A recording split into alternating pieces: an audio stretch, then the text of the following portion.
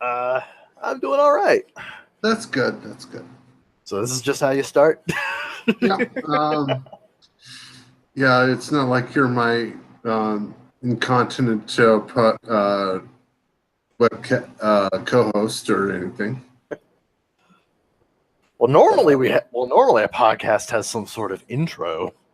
Oh, yeah, I'm kind of too lazy to that for right now. Just not today. Well, that and well, let's see.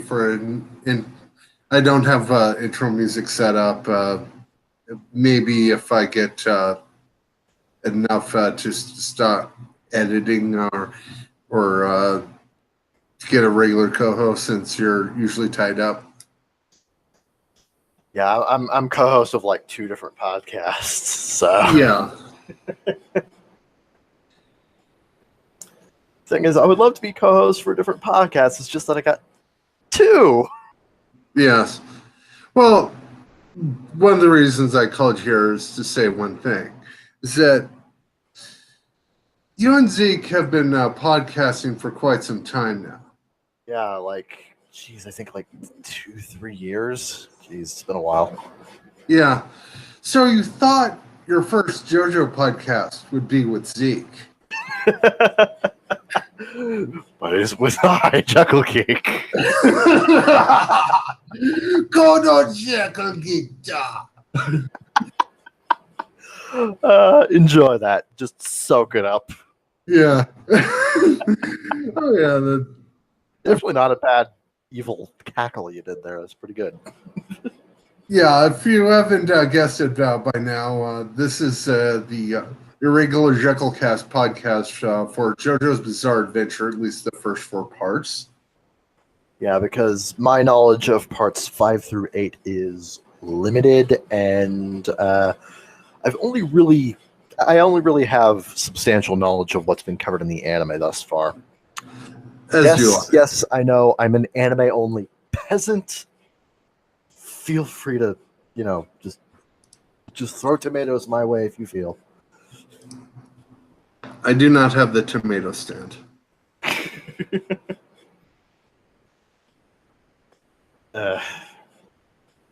Oh, you mean, God, what was it? Pearl Jam? That's, no, you just punch the tomatoes. Turn them back into, punch the spaghetti to turn them back into their basic form. So, what do you want to start with? What do you want to talk about? Okay. Usually, as with most anime podcasts, we talk about what we've been doing. All right. Well, since I'm a guest, I suppose I start. Yeah. Things have been pretty slow lately. Me and Zeke continue to do podcasts on and off, but it's been relatively infrequent. He's been busy with school as well as writing fan fiction, actually. Oh. He currently does 2 Danganronpa fan fictions, and he's working on a 3rd.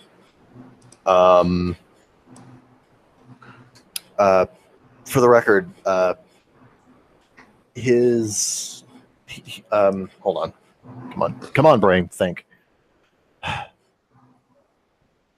The first podcast he started was he started about a year ago. A little bit after V3 came out in Japan, and when the fan translations finished. It's a fantasy AU called A Wolf's Cry, where the main character is Himiko, who is an actual mage this time. And her familiar is Shuichi. Yes, because Shuichi is except for on every level but physical, he is a wolf. Well, in this case, on every level, including physical, he is a wolf. Oh, okay.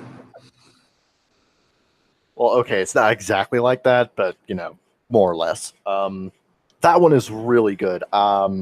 when I actually picked it up, I intended to just kind of read a couple chapters one day and then read a couple more chapters the next day and stuff like that. And that's not what happened. I ended up reading the entire fanfic, which was like 12 or 13 chapters by that point, in a single day. Oh, jeez. Like, I just got invested in the entire story for a good 6 hours. And that's hard for me to do, so it's a really good fanfic. I highly recommend it. He updates it on both AO3 and the Danganronpa Amino. So you can find those on there. His other one is Danganronpa EX, which is an original series. And he only really updates that on Amino now. It got like 0 hits on AO3, so he doesn't update it there anymore. Aside from that, I have actually been going through my own playthrough of Danganronpa 3 because when Zeke introduced me to Danganronpa, it was through Let's Plays. And now I'm playing the game myself, and I went on a break from playing the game for a good long time because, I don't know, stuff happened. And I'm getting back into it again, and it's good. It's good. I like it. I love it. Danganronpa is amazing. Once I'm done with that, I'm going to get into Persona 4 Golden again. I only really played about an hour and a half of that one before I just kind of dropped it all together, but I'm feeling pretty good about returning to it, so that's the plan.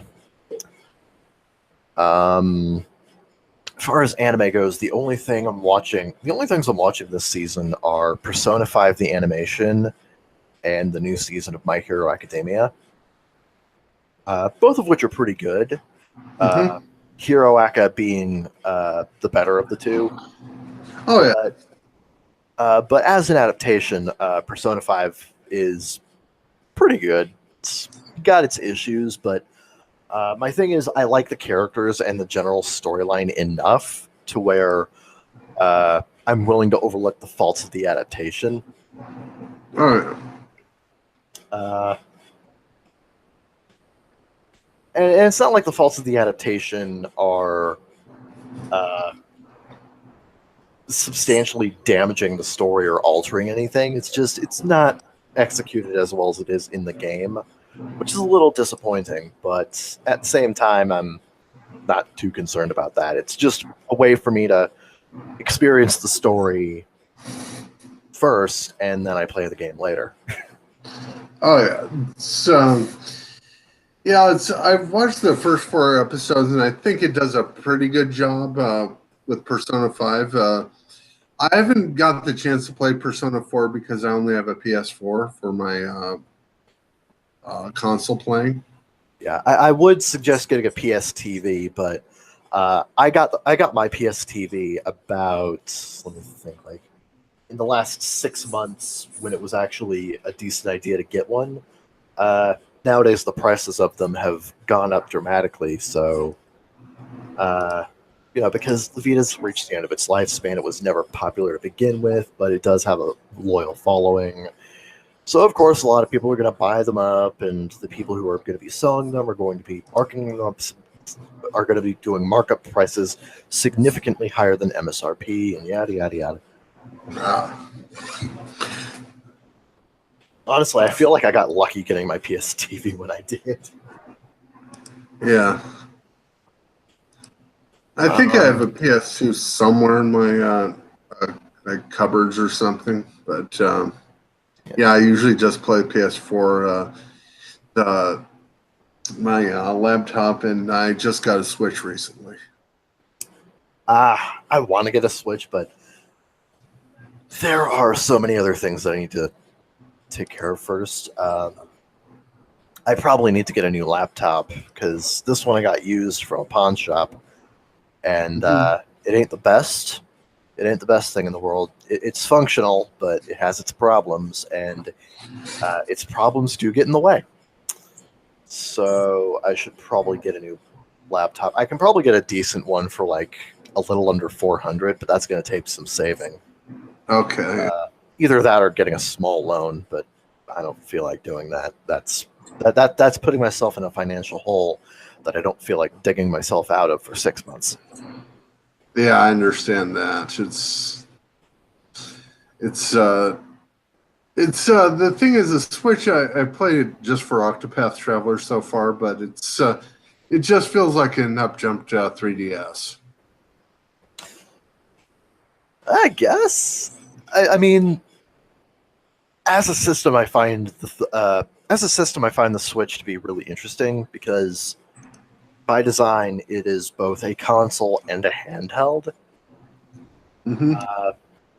Which is something the Vita was trying to be at some point, but didn't really accomplish that very well. I think the problem with the Vita was that it wasn't like the Vita had a number of issues, but strictly in regards to the trying to take console quality games portably, I think the big issue with the PS Vita in that regard was just the fact that it was not powerful enough to play a lot of particularly AAA games. Mm-hmm. And whatever AAA games you could play on that were like years old by that point. Yeah.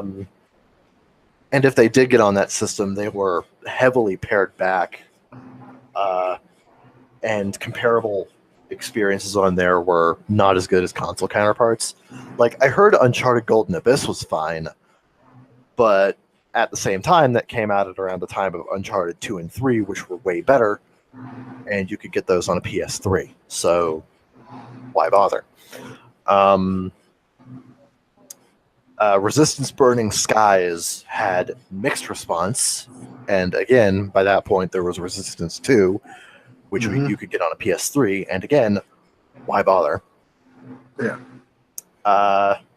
You had portable versions of stuff like Ultimate Marvel vs. Capcom 3, Mortal Kombat 9, let's see, Mortal Kombat 9, and while those were good ports, and Need for Speed Most Wanted, but the thing is, again, you could play these games on your PS3, and they're way better on PS3 in a lot of cases. So in that case, why bother? Yeah.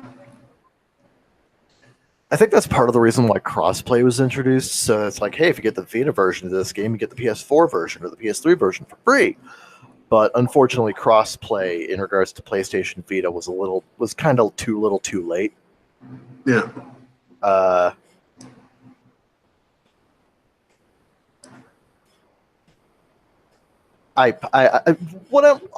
of what I'm saying sounds like a lot of ragging on the Vita, but I do like the system. I do like it a lot.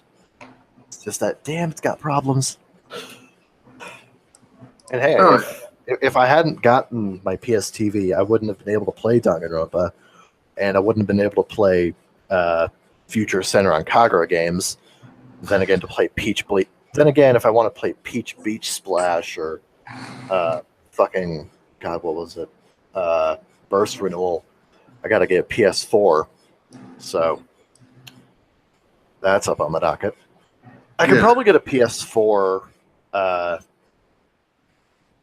can probably get a PS4 relatively inexpensively during like a Cyber Week sale. Like last year's Cyber Week sale, I got an HD TV. But unfortunately, I don't see that happening this year, entirely because I'm saving up for something else. Moving, specifically. And that's going to take a lot of money. Yeah. First, being poor. Yeah, sucks. I remember that when I used to do paper routes. Who knows? Maybe I'll get like a part-time job or something. I don't know. I'm not even sure I'd be able to do a job. So what have you been up to? Let's see. Up to other than doing my current job, security work, which is incredibly boring. So, other than that, let's say I've been playing some games. I've been playing Fall. I played Heavy Rain a couple times in French. Oddly Do you enough, do you know French? no. Well, the thing is, there's subtitles, so it's. Okay. So I was just seeing how the acting was that compared to the English, and it's actually I wouldn't. It's hard to tell since it's a foreign language, but it didn't feel stilted with Eton's acting or Norman Jadon. Oh yeah, it's Zeke actually did a live stream of well, a couple live streams, but he live streamed Heavy Rain for me and Locke yeah, a few weeks ago. Man, that was a ride and a half. yeah. It's well, there's like at least 12 plot holes. Oh, good lord! At least. Yeah. Let's see. I think the closest game I played to that, if you can get PS4 now, is uh, Walking Dead, which is different in three ways. One, instead of rotating between about 4 or 5 characters, you play Lee, who's on the run, all black guy on the run, and takes care of Clementine. Second difference, there's zombies. Zombies always good. And third reason is the game doesn't suck. So, But John, Heavy Rain got so much press. It got so many awards. An 8.5 from IGN. yeah.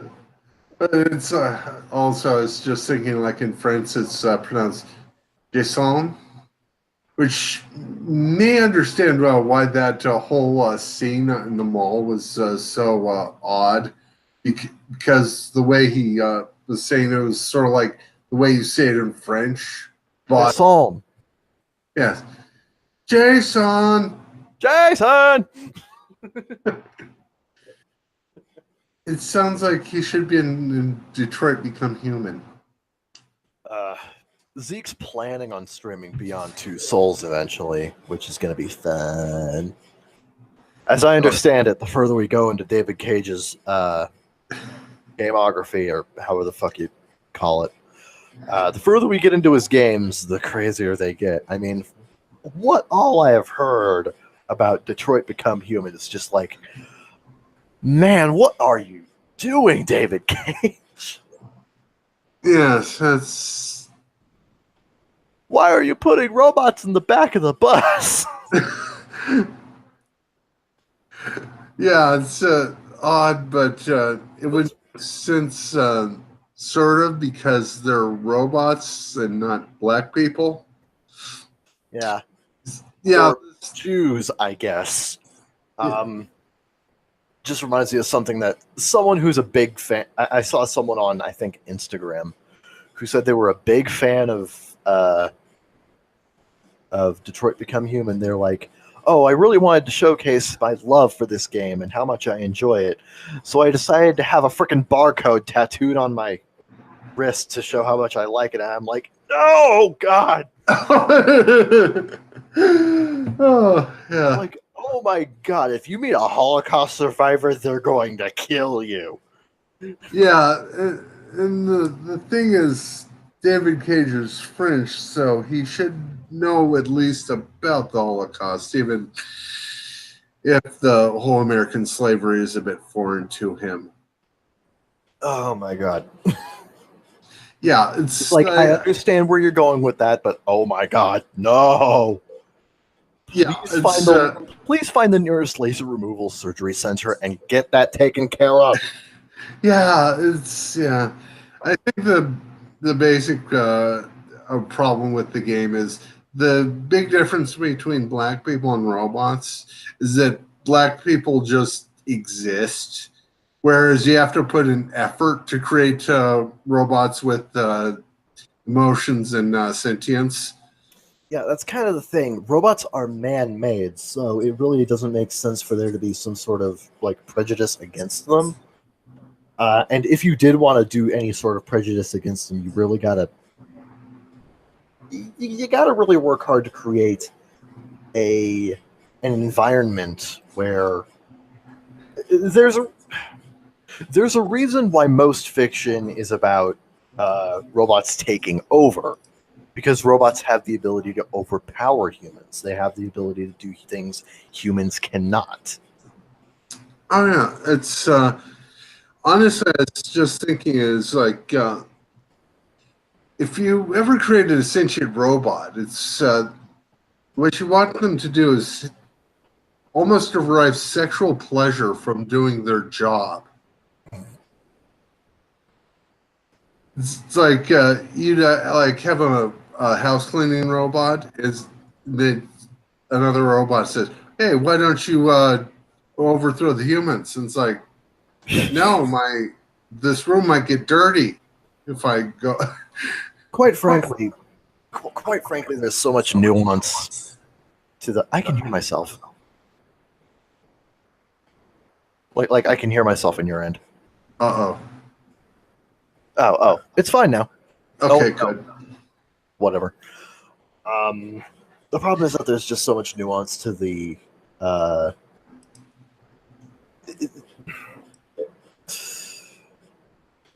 There's so much nuance to the idea of robots potentially. Oh my God, Cat! Really?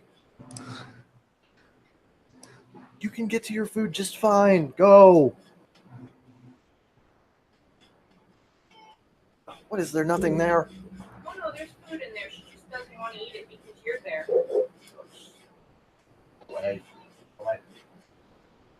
Anyway. If only there were a better place to podcast in this house. Like, yeah. Anyway. I don't know what I was going to say. Anyway. I think, long story short, Detroit Become Human tackled issues that were far too big for David Cage to handle. Yeah.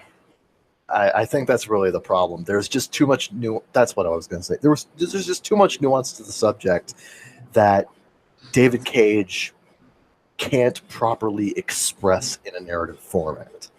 Yes. So, anything you've been up to otherwise? Let's see. I've been playing a little bit of Fallout 4, which is very different from Heavy Rain. In that, in Heavy Rain, you have to save you've watched someone close to you die, then you have to save your son Sean. And whereas in Fallout 4 is you watch someone close to you die, then you have to save your son Sean. It's practically the same game. But they're giant roaches. That makes it a lot better. Yeah, I've been playing some games, working on a little side game called I call March Lord. Yeah, didn't you have me and a couple other friends vote on what kind of races were going to be in that game? Yeah, it's I have a sort of a basic game to that. And I have a few of the characters in it, but it's not exactly ready. I might put out a demo on it for the Discord, just if you just want to see what it's like. Or it's going to be an RPG Maker MV thing, right? Yes. All right. That doesn't require any special hardware, so. Well, yeah, that's kind of the point of RPG Maker. Yeah. Like, you don't need the game to actually play it. That's actually something I really liked that they did with the 3DS version, RPG Maker Fest. Mm-hmm. Is there's actually a completely separate RPG Maker player where you can just download other people's games and play them for free. Yeah. Speaking of which, I should check to see what... I should probably check up on that because I actually knew a guy who was making a survival horror game on there, Ah, and I need to check up on that, see if he updated it. yeah, it's sounds cool. The thing with MV is you can just upload the file, and you don't need a separate player or anything for that. Yeah, I've been main. I actually own RPG Maker Fest, and I did have the intent of actually making a game for it, and I still kind of do want to. The problem is just trying to figure out the. It's a much more simplified interface compared to like VX Ace or MV. Mm-hmm. But still, it's a learning curve trying to figure out how to actually work with the engine Yeah. to try and create what you want. My issue currently is trying to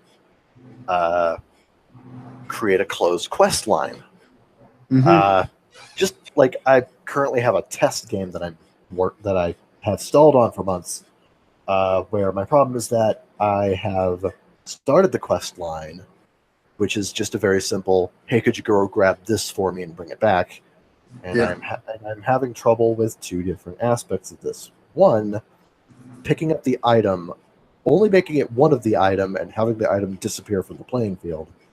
And the second is giving it to the person and having the quest line end. Okay. I think those are pretty easy problems. It's I'll explain it to you off the podcast since it's probably um, Yeah, I'd have to actually go get my 3DS and plug it in, and okay. yeah, Yeah, but I think you can easily do that with self switches and events. yeah. I'm hoping your knowledge of RPG Maker will actually help with this because goodness knows I can't make heads or tails of it, and Jen's more familiar with VX Ace than anything Mhm. because that's the version she has. And when she tried to look through the stuff on RPG Maker Fest, it was so simplified. She's like, I don't know what the fuck to do here. Yeah. Okay. Yeah, I can probably talk to you about that on the Discord. All right. But let's see. Yeah, now that we've gotten that out of the way, you want to? Are you ready for a small break, or do you want to talk JoJo's? Take a break for about 5 minutes. Okay, sounds good. All right. All right. See you in 5. See you in 5.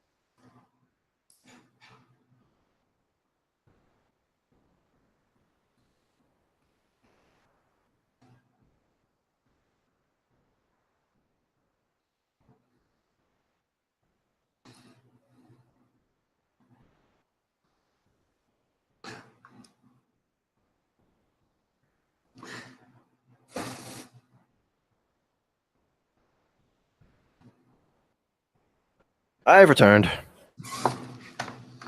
Okay, and I'm back. So Oh, hey.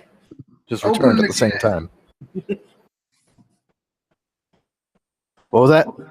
open the game. Oh, it's from the Eyes of Heaven game. So sort of like this weird JoJo fanfic game in a way, since it's Yeah, I know what Eyes of Heaven is. oh yeah, but yeah, it's like this weird thing that tries to tie in like all 8 parts. Yeah. But that's what they say when you start a battle. Like, time to open the game. Hold on, dude.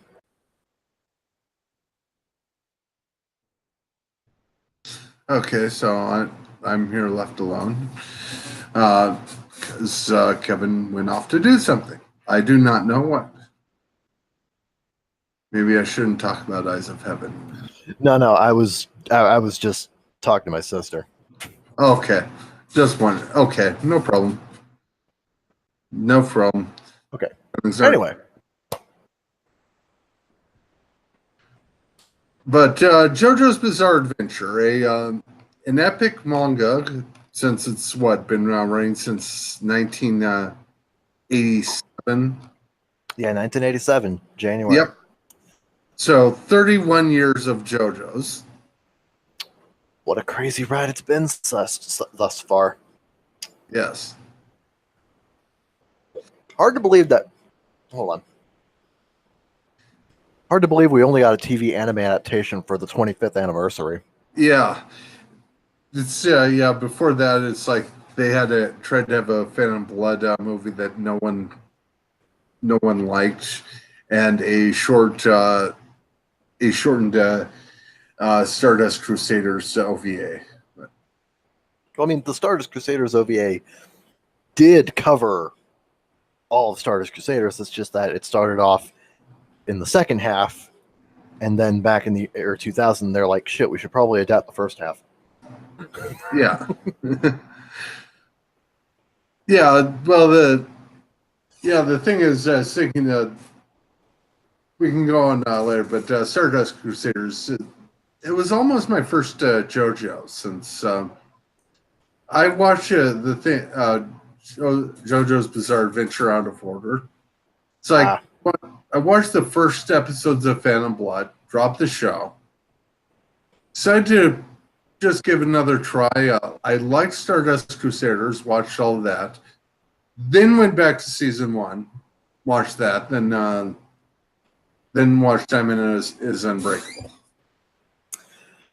I was a little bit weirder about it. Like, technically speaking, my first exposure to JoJo was the Part 3 manga.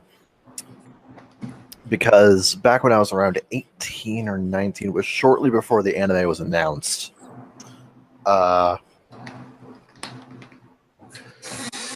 Shortly before the anime was announced, I went to my library and I ordered the first few volumes of the JoJo manga because I was like, hey, I'm bored and I've read all the stuff that's already in the library, so might as well order stuff from other libraries now. And I'm like, hey, I hear JoJo's pretty good, so let's read that. So I read through the first, let me think here. You know what, let me look up the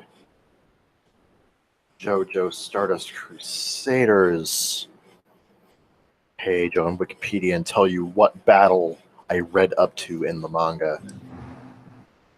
In the manga, I read up to Emperor and the Hanged Man. So, so that would be Jeckyll's death and Avdol's quote-unquote death. Yes, this first one. Yeah, so I read up to that, the first roughly 1/4 of Part 3. And then I heard the anime was coming out, and I'm like, well, shit, forget this. And then I just kind of returned the manga and started watching the anime. So from that point, I experienced JoJo chronologically. through the anime, watching parts 1 through 4 as they aired. Okay, yeah. Yeah, it's I think it's interesting way reason part of the reason why this manga is such longevity is that almost it's like we're really talking about 8 different manga series almost. Kind of, Yeah. because parts 1 and 2 have a pretty clear chronology between them, as well as part 3. Like, there are particular story through lines. Oh my god, cat! Like, there are particular story through lines through those first 3 parts. Parts 1 and 3 have Dio as a character being the through line. And parts 1 and 2, the connecting tissue there is the stone mask. Specifically, I was actually having a conversation with Zeke about this on the Discord earlier. When you get down to it, Dio is sort of the main villain of the whole franchise, but in a little bit of a loose way. Yeah, it's well, he's the main villain, of course, parts 1 and 3, but it's like the other parts, it's people that connect to Dio in some way. It's like his influence is still felt throughout the entire series. Like, if Dio had not used the stone mask in part 1, then we wouldn't have gotten part 2 with the Pillar Men. Part 3 happened because Dio commandeered Jonathan's body at the end of part 1 and awakened stands within the Joestar bloodline and whatever the hell. And part 4 exists because Enyaba used the stand arrow to awaken Dio's stand, the world, and that stand arrow is currently making its way around Morio. Part 5 exists because the main character, Giorno, is Dio's biological son, whom he fathered during the events of part 3.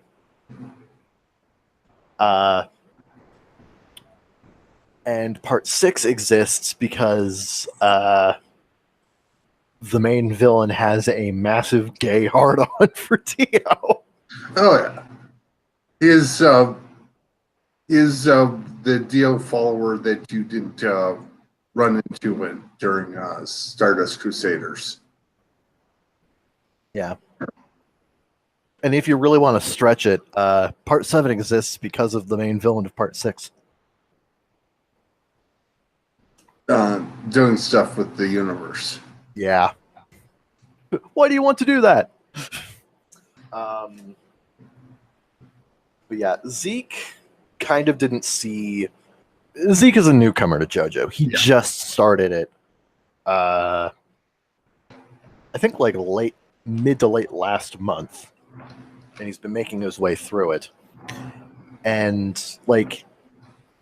Maybe it's just because he's only in part 3, but he doesn't really see why Dio is such a massive character within the fandom thus far, and I kind of get it. He doesn't appear as much as, say, he compared Dio to Frieza from Dragon Ball. To be fair, Frieza is a bit more of a prevalent character within Dragon Ball, especially by the time of Super. But even even centralized to the Frieza saga, he appears more in the Frieza saga than Dio does in either Phantom Blood or Stardust Crusaders. Yeah. Stardust, but he's I think mostly hanging around his whatchamacallit, mansion in Egypt. Yeah.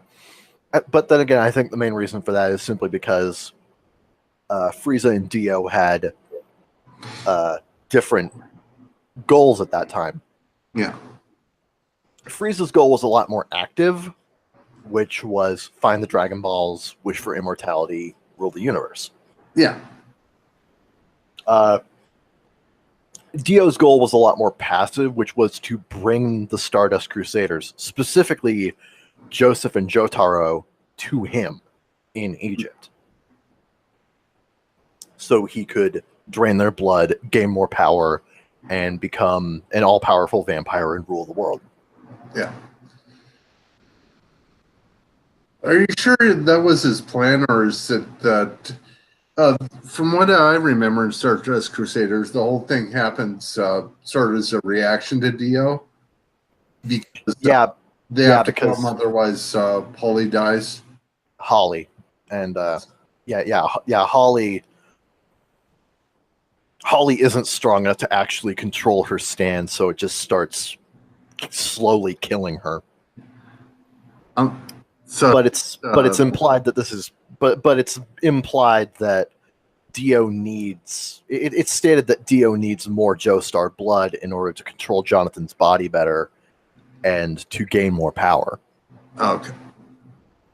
So that is actually Dio's goal here. Yeah. Which is to kill off the Joestar bloodline, control Jonathan's body more, and become an all-powerful world-controlling vampire. Yeah. So, while I get what Zeke is saying, I don't necessarily agree with him. And again, like,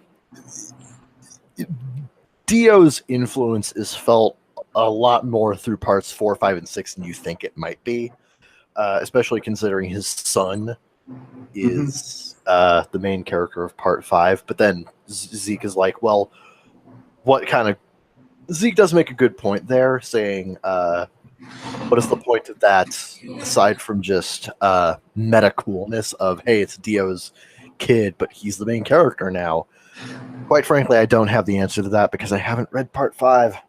Yes. I can't tell you too much about part 5 except for two things. One, Araki decides boob windows are for both sexes. And, two, zippers are cooler than you think.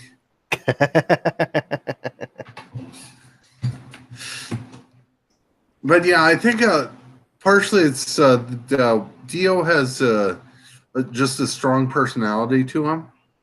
Yeah, one of the things that I did mention about Dio to Zeke is that one of the reasons why Dio is so memorable is because he is... Why Dio is pushed so hard by fans is because he's a very memorable villain. While he doesn't have the depth or nuance as other villains like Yoshikage Kira, Dio has the benefit of being just an incredibly entertaining person. He does these terrible, terrible things, but he is incredibly charismatic about it. Yeah. Like, the one thing I always point to is the fact that he turned a woman who wanted to save her child into a vampire and was like, I will not... It's like, don't worry, me and my minions will not harm your child. Turns her into a vampire, and then she eats the baby, and he's like, well, I did say we wouldn't harm them. He said we wouldn't.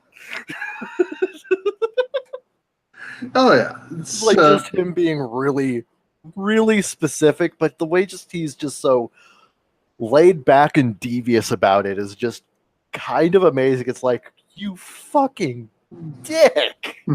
Yes, indeed. It's from the first episode, which I remember trying to read the Phantom Blood manga, which is the first episode of the anime is the first volume, really condensed.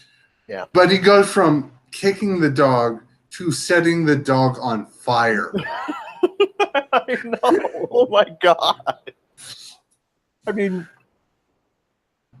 it's not an exact like one. It's not an exact like A to B progression there. Like, it's definitely a lot more gradual, but Dio killing Danny was kind of him more or less making a power move on Jonathan. Yeah. Oh yeah, it's that Dio spends like the first episode or the first or in the manga the first pretty much volume just being the worst adopted brother ever. Pretty much, yeah. That's a Dio, yeah. Yeah, and the thing is, I think it's the thing is people want to say they're nuanced villains, but the thing is, Dio just turns it into the other way. It's not that he's just a plain evil guy. It's that he's evil plus almost. He's charismatic, Yes. which is really which is kind of a big part of his character. He's Yeah. charming. Yeah. In fact, that is the entire reason why so many people follow him in Stardust Crusaders. While there are people in Stardust Crusaders who have been controlled by Dio with like the flesh buds and whatever, like Takuin, they are not. They're the exception rather than the rule. Most of the villains in Stardust Crusaders follow Dio willingly because he's such a charismatic villain. And even Avdol states that, like, that's frightening. The fact that he can, the fact he can bewitch people with words is kind of terrifying in itself. Yeah. And that's one of my favorite aspects of Dio. Like, he doesn't need his vampiric powers to control people. He's kind of a master of the English language as it is. So, well, he was for part of it, he was raised in a proper English gentleman's house. Well, if you want to get technical about it, yeah, it's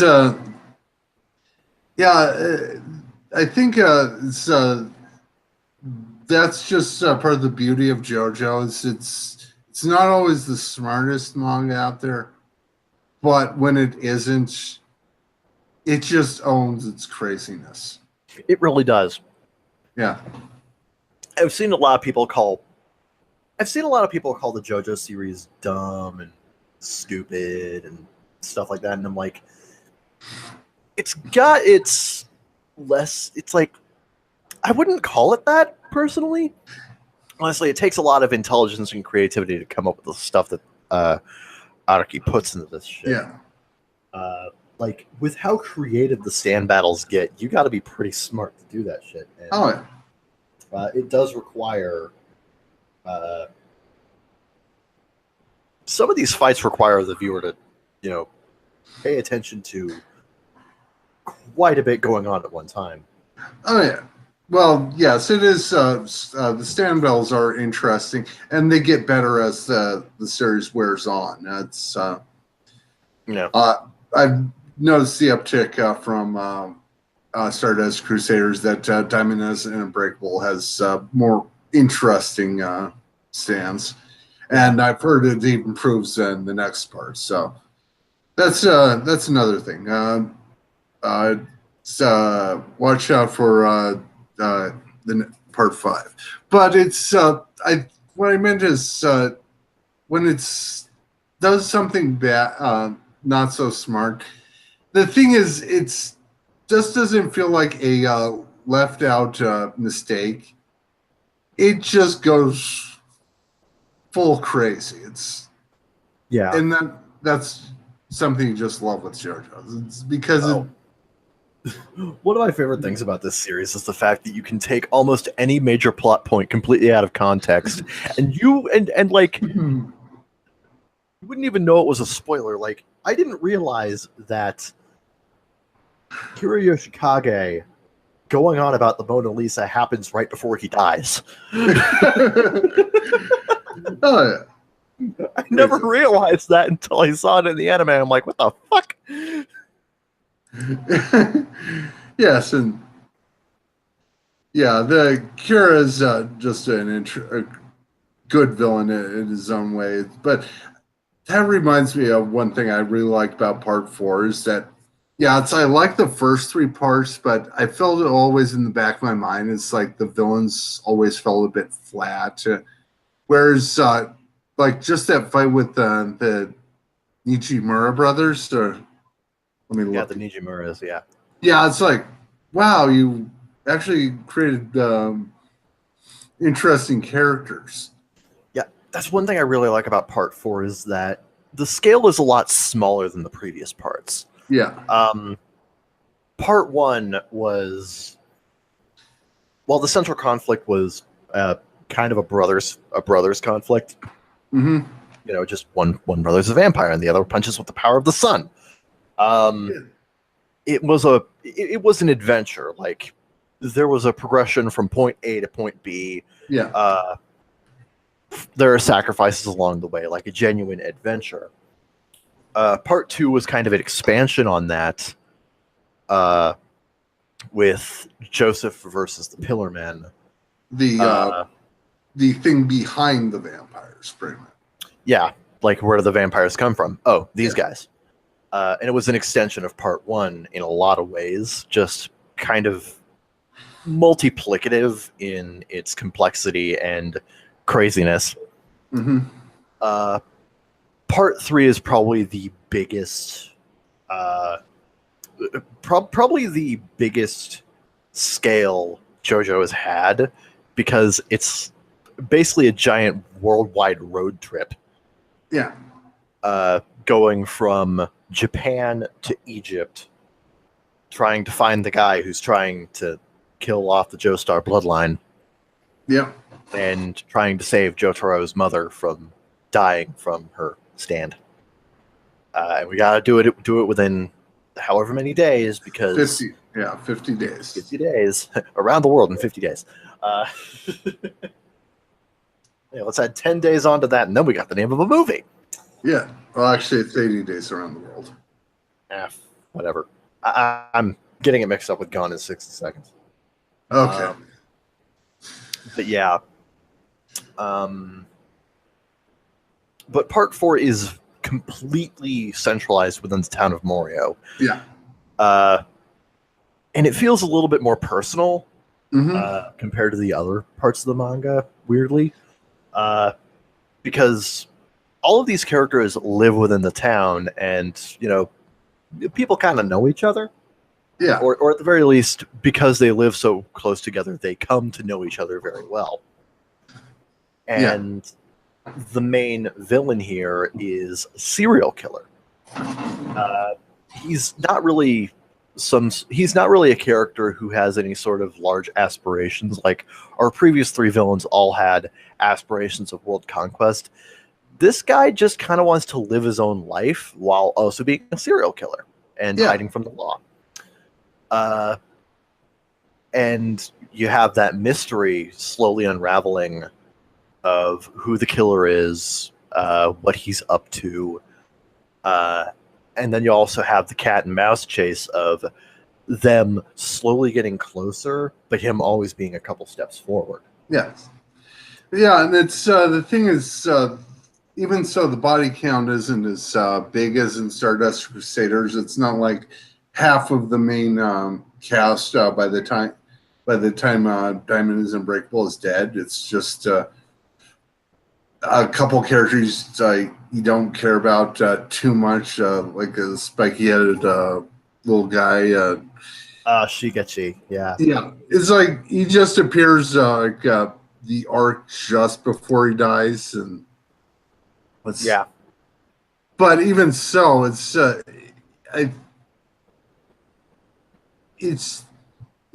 important because it's just it's not like far off in Egypt where you go on an adventure with 3 guys your crazy grandpa, 3 guys you met, 2 of them which you had to fight first, and a dog. Part 4 is also fun because while it's the smallest scale part of the entire series, it also has the highest concentration of JoJos. Yes. Yes, it's because Joseph is the character I think with the biggest presence because he is throughout. He is a he is the main character in part two, a deuteragonist in part three, and a presence in part four. Because also, No, I'd say Jotaro equals him because he's the main. Because he kind of has. Actually, I'd argue that Jotaro is kind of more important because Jotaro is the main character in part three and is the deuteragonist for both part four and part six. yeah, So when you get down to it, it's a little bit more. It's kind of equal, but it kind of leans a bit more towards Jotaro. yeah. That well, Joseph's also a bigger personality. True. Yes, I think it's often that Araki in a future part sort of corrects a sort of almost flawed as writing previous parts. It's like I felt in Phantom Blood, Jonathan was a very stock main character who didn't have a lot of personality to him. Yeah, the main thing about Jonathan as a character was the fact that he was this righteous person. Yeah, He was this person of incredible virtue versus Dio, this person of incredible malice. yeah. Whereas the thing is, yes, it's a very binary conflict. Hold on. Okay, keep talking. Whereas the thing is, then you switch to part two, you have Joseph, who is quite a bit more of the anti-hero. It's more of a I think it sort of switches back and forth, whereas Jotaro's not a very expressive person, but he does ask you to give him a break. Jotaro actually, he actually improves in his personality throughout the series noticeably. Zeke mentioned once that he doesn't agree with the assertion that Jotaro is a less interesting or more. He's not as much of a personality, no, but he engages the viewer through being. God, how did he put it? Through being more irreverent compared to other. Being more irreverent compared to the other main characters. Something I actually really liked about part four was you know what? I don't know where I was going with that. Don't you hate it when that happens? Just brain. Oh yeah, it's the Jotaro is just. It's not that he's flat; he's just subtle. A little bit more so. Yeah, he's not over the top like Joseph. I think it's less. I think it's just that he's more blunt, actually. Yeah. Although he does have the great poker face. Which gets incredible use with the Darby brothers. Oh yeah. Yeah, you see I think that the two interesting fights that contrast JoJo's would be the Darby the player and Rat in part four. Yeah. Yeah, whereas it's like with Darby, it's like Joseph does all his tricks just to throw him off. Like, oh, I'm Darby, Barbie. No, Darby. Darby the Gambler is one of my. Yeah. It's consistently one of the best. It's consistently considered by a lot of people to be one of the best showdowns in the entire series, Yeah. or at the very least in part 3, and you're not going to hear me disagreeing. I think part of the reason is just because it's so amusing watching Jotaro effectively gaslight this man. Oh yeah, he's winning with a completely shit hand. yeah, yeah, you can do stuff like that because he's just so stoic. It's like, and like, yes, and I bet Avidal sold too.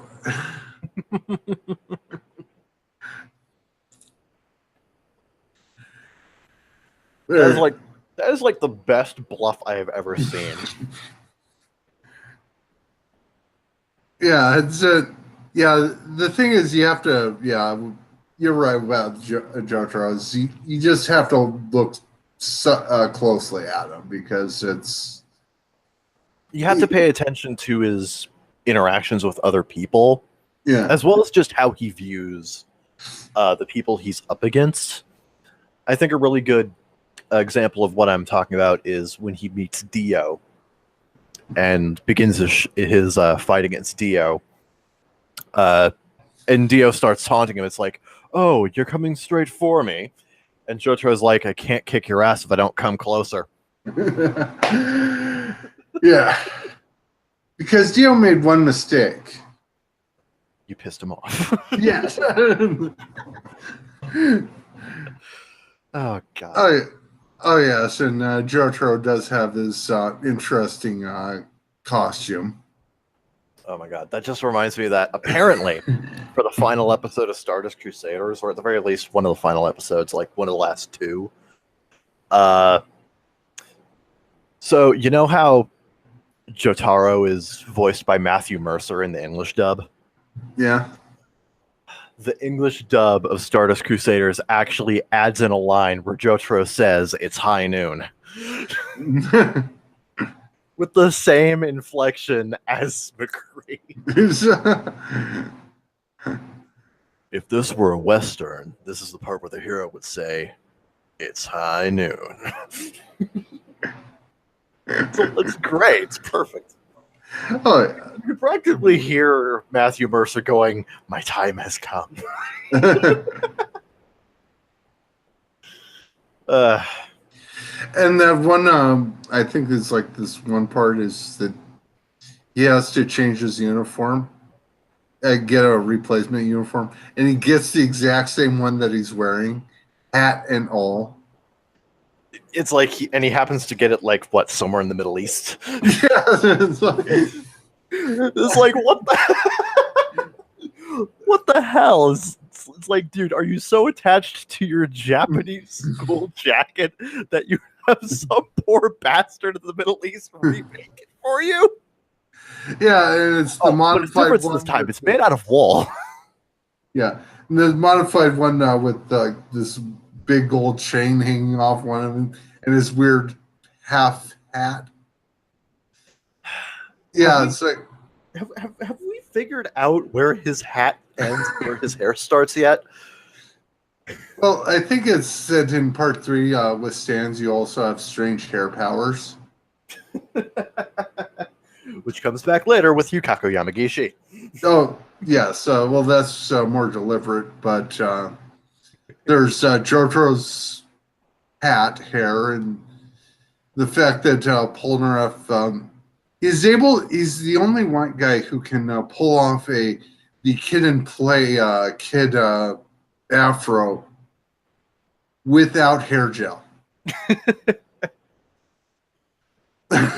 So, because there's this one part he gets his hair messed up, and he just combs it back into. I remember that. It was good. Yeah. Combs it right back into place. It's like, good job, Polnareff. Let's see. Oh yeah. So speaking of hair, don't insult his hair. You know what I'm talking about. What the fuck did you just say about my hair? Oh my God. I think Josuke is like my second favorite protagonist. Okay, so who's your first? His dad, duh. Oh yeah. Oh yeah. It's also in Diamond is Unbreakable. It's the first time that Awesome does not skip a generation. Uh, as far as I've seen, my favorite is part 4. Oh yeah. It's you. Well, you have I'd say the writing and the stand battles just continues to evolve, and it really shows off in part 4. It's like you have more of the I'd say more of an expressive JoJo like Joseph with Josuke, but he's not as extreme as Joseph, and also it's like he's a punk, but he has his code of honor, and it's like he has his hair for a very specific reason. Yeah. Another reason why I like part 4 is just it's got such a lovable cast of characters. Oh yeah. Like even the worst characters in this in part 4 have some sort of redeeming quality to them, or at the very least they're amusing. Oh yeah. I think the crown jewel of part 4 in regards to character writing is probably Rohan Kishibe. Oh yeah. I like Rohan a lot too. It's sort of he's an interesting anti-hero in a way. It's that he goes from kidnapping a guy and like stealing his memories for manga material to just to helping out Saul. He sort of joins Team Good Guy in a way, but it's not because there's a massive transformation where he learns the true meaning of Christmas or whatnot. Yeah, that gave me a funny mental image, but go ahead. But it's the Rohan just figures, yeah, if I do keep doing that, Josuke's gonna just punch me again. Yeah. The thing about Rohan is he kind of shares a character trait with he kind of shares a character trait with Kira in that he doesn't want to inconvenience himself too much. Yes. But the thing is, Rohan's also incredibly selfish. But the thing is, Rohan being a villain for his short time as an antagonistic character isn't from any sort of means of personal gain. It's mostly just he kind of just wants to do his own thing, and he gets inspired by the strangest things. Yeah. He just wants to read about Koichi. Yeah. Which He goes about it in all the wrong ways. It gets his shit kicked in, but Oh yeah. Because you don't insult his hair. Whereas Koichi, I found it's interesting because he feels like in like a lot of modern anime, he feels like a person like him would be the main character, but it's like he's the side character in a way. Yeah. From what I understand, it continues into part 5. Yeah, we'll have to look at that again in October. Yeah, can't wait. Oh yes.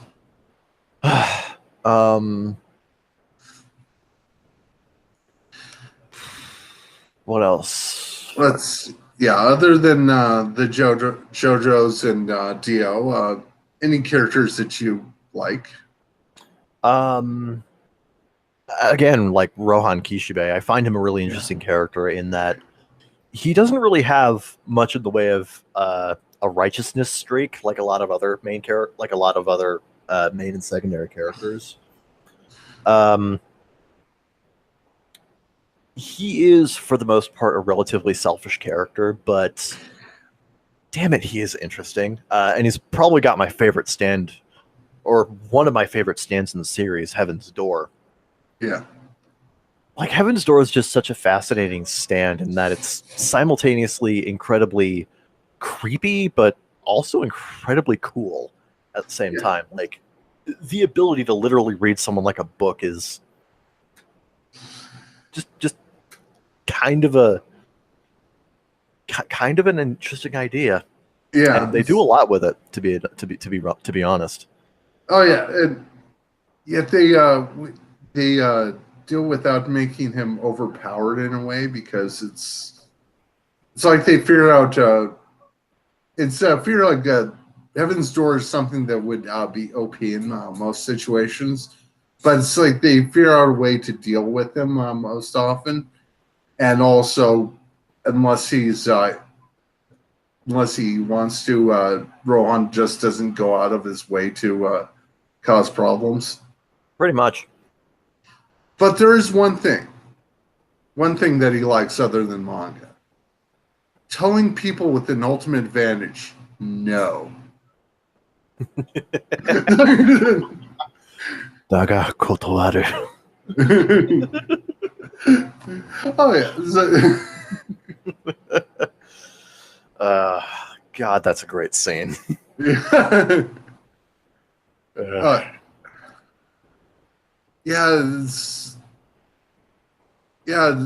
and that's one great thing about Diamond is Unbreakable is you have a lot of morally gray characters, and it's not like it feels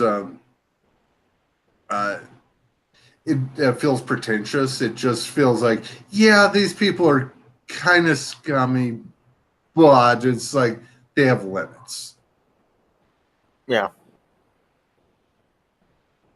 And Rohan actually does come to care for, at the very least, Koichi to some degree. Yeah, because Koichi is a very, very forgiving boy.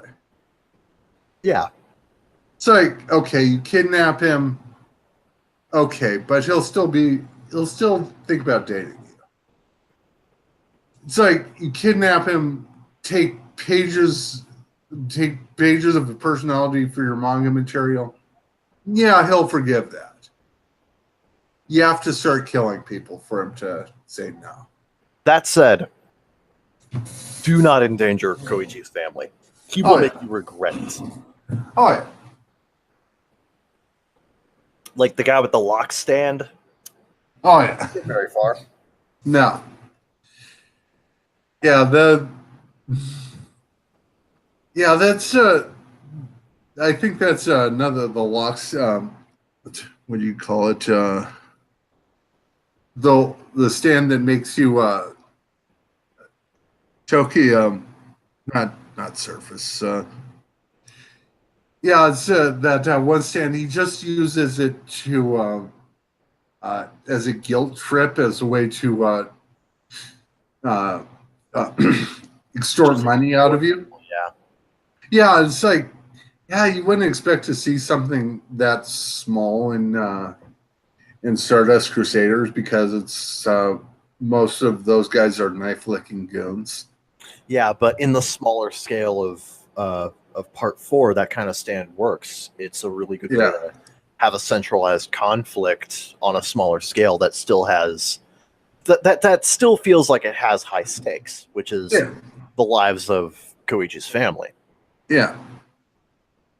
Because the guilt will eventually consume you and you'll want to die. Yeah.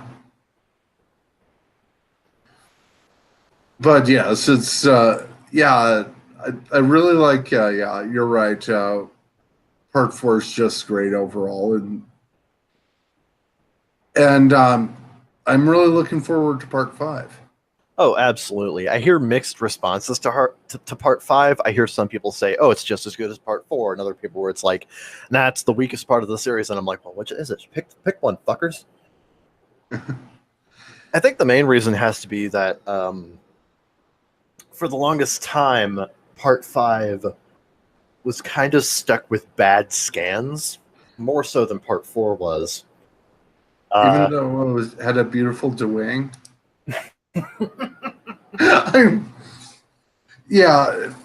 In all fairness, that guy was. I don't want to sound racist, but he was Chinese, and that was. Imagine if you know the difficulty of translating. Imagine translating between two languages which aren't your native one. Yeah, the guy who did it was a college student doing it for a project, and he translated all of Part 4 from Chinese to English, meaning we effectively got a Japanese to Chinese to English translation, and not a terribly accurate one at that. Yes. Also, apparently, he did not get an A on that project. Oh.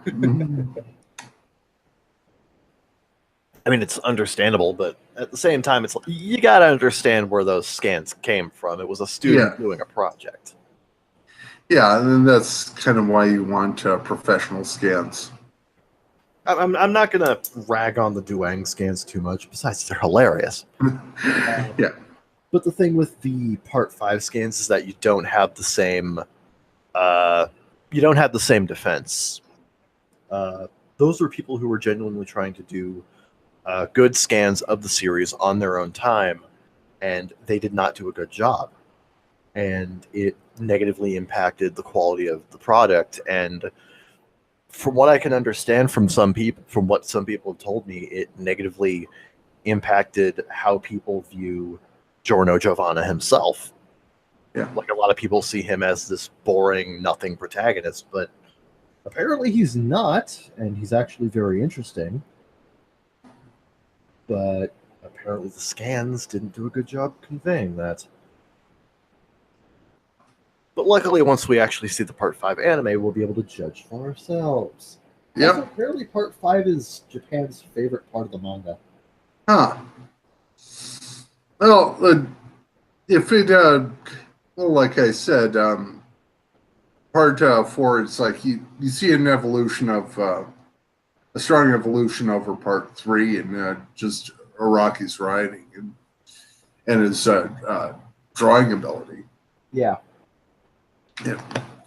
Probably would evolve even further in Part 5, and I think that's also in a way the strength of JoJo's, because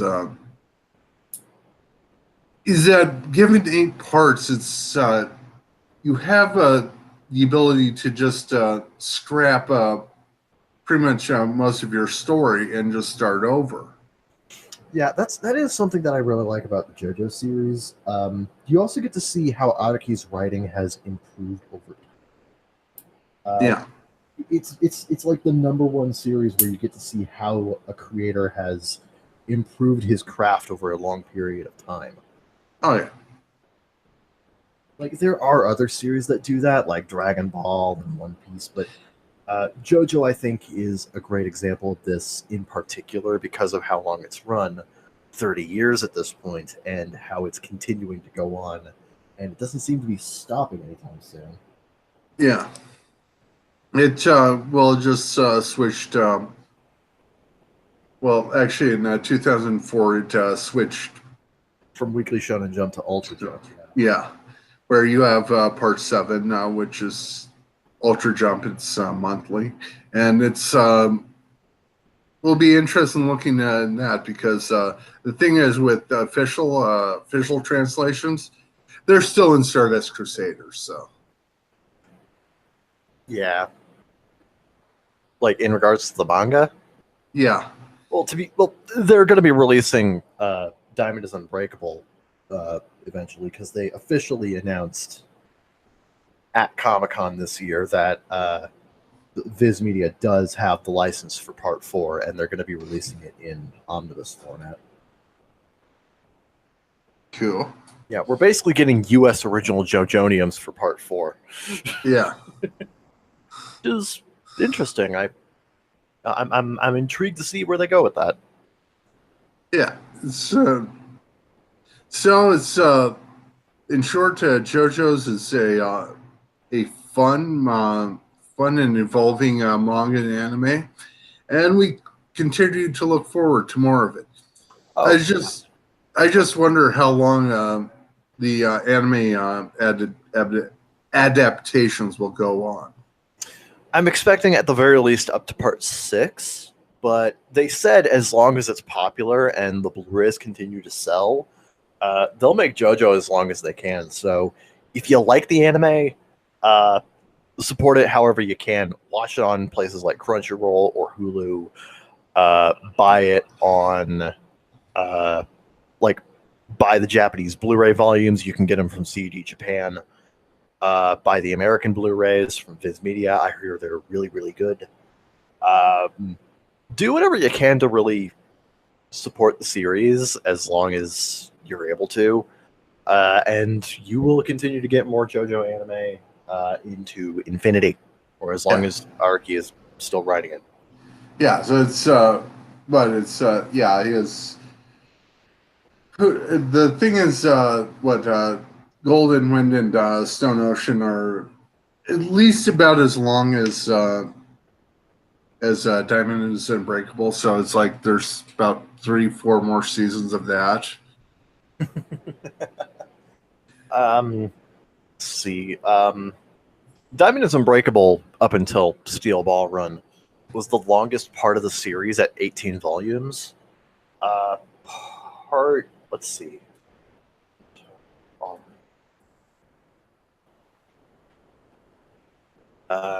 Golden Wind is 17 volumes, and Stone Ocean. Let's see. And Stone Ocean is also 17 volumes. So I'm expecting.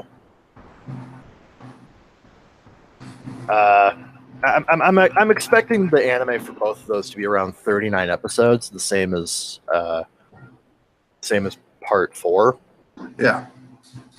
I mean, 39 episodes worked great for part 4's adaptation. Oh yeah, I like that a lot. It's I'm just wondering really how they're going to handle the movies, since the thing is part 4, unlike part 3. The thing is, there's very little filler in part 4. Whereas, like, I was thinking, like, the second movie, it's like just to do the part between Red Hot Chili Pepper to Sheer Heart Attack. You're talking about the live action movie. Yeah. I actually haven't seen that yet. I need to. Yeah, it's like the thing is, I realized they like have to introduce 5 different characters who. Well, let's see. You have to do Rohan. Yeah. Yeah, you have to introduce Shigechi, of course. Pretty much just to set. You have to do Remy. Was Yukako in the first movie? Let's see. I don't. Well, I think you have to do the Cinderella just to explain how the story continues after Sheer Heart Attack. Yeah. Like with Kira getting his face changed. Oh yeah.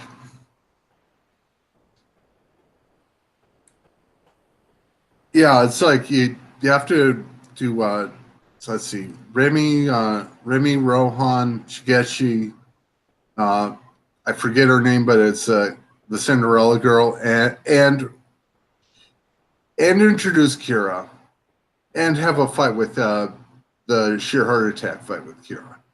Yeah. All in one. Hold on.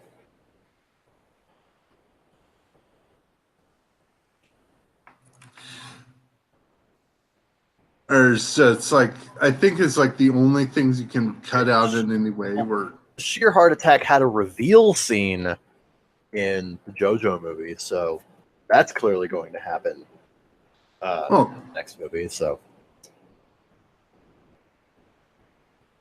oh yeah, well, I was thinking, yeah, you have if you're having 3 movies, so those are the 3 big fights. It's like Chili Pepper, Sheer Heart Attack, and the final one with Killer Queen. yeah. It's going to be interesting seeing how they adapt that in movies. So, yeah. We done here? Yep, pretty much. Awesome. So where can I find you, Kevin? You can find me normally on Twitter at CCharmaderK. I have a Discord.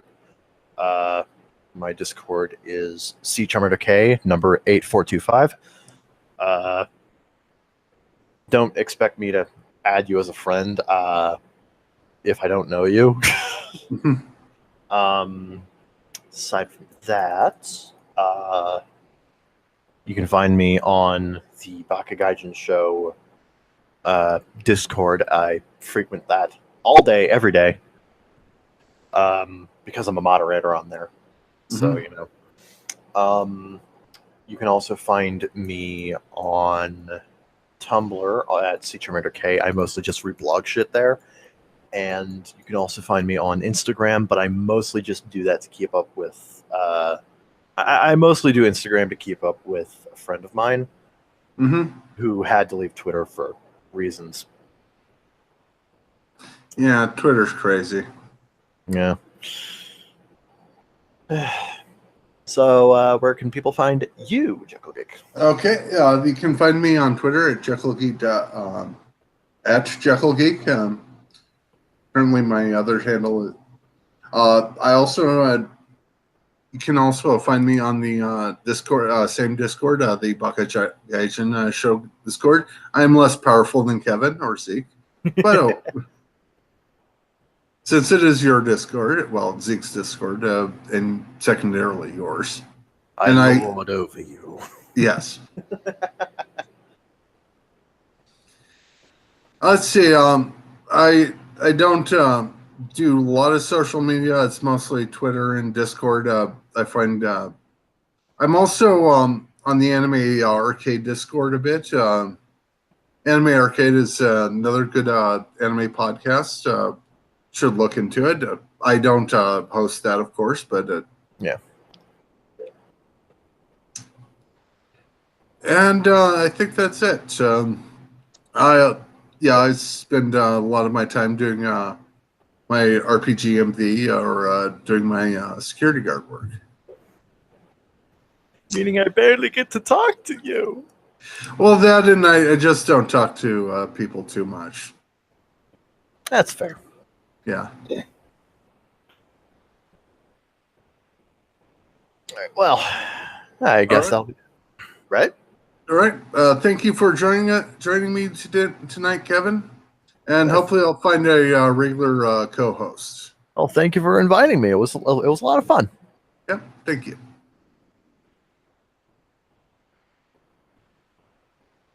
And just remember. Oh, yeah. I forgot a lot of jokes, like how Speedwagon started with Jonathan. Well, it's like he had a feeling and he couldn't fight that feeling anymore.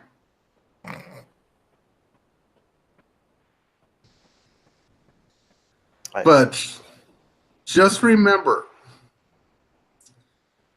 when you I forget what I was just going to say, but just gonna remember one thing about Kira is that it's the DNA that made him that way. Do you know how I feel? Do you know how I feel? Sheer heart attack. Good night, everyone.